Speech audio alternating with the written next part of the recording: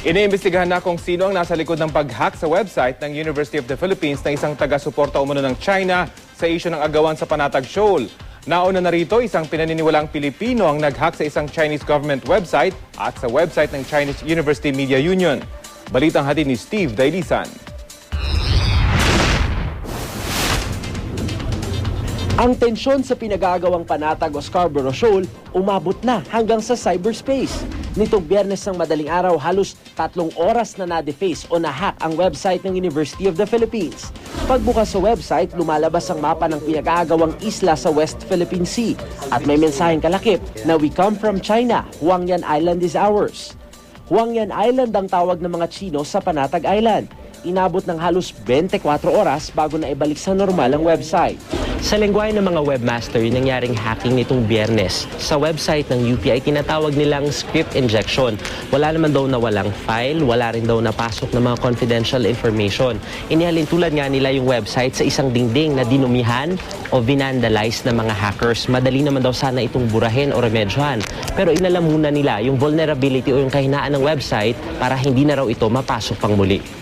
Na-deprive ng impormasyon yung publiko hinggil sa mga balita tungkol sa UP, lalo na yung schedule ng commencement exercises. Pero tila may ilan umanong Pinoy hacktivist ang bumawi rin. Nung Sabado, ang website ng University Media Union sa China naman ang inatake. Na-hack din ang isang Chinese government website. Ang mensahe ng nagpakilalang hacker bilang Anonymous Occupy Philippines, pag-aari raw ng Pilipinas ang Scarborough Shoal. Paliwanag ni Director Danny Arao ng UP Systems Information Office at isa ring webmaster, lahat naman daw ng computer system posibleng ma-hack, depende sa tiyaga ng hacker. Tukoy na raw nila ang IP address o yung lugar kung saan ginawa ang hacking sa UP website, pero tumanggi silang idetali kung saan at anong bansa ito. Hindi raw madali para malaman kung sino ang nasa likod ng hacking incident na ito. Kahit na-trace na namin yung IP address sa isang spesipikong bansa, hindi namin sinasabi ito sa publiko sa 2 dahilan. Una, ang IP address ay pwedeng maitago. Ang tawag diyan yung masking ng IP address.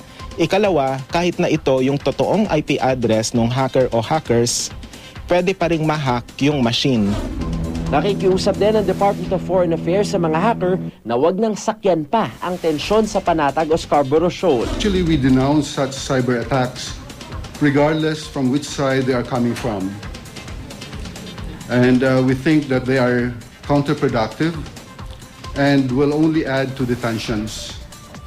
We call on both Filipino and Chinese netizens to be more responsible and encourage dialogue rather than discord. Steve Dailisan, GMA News.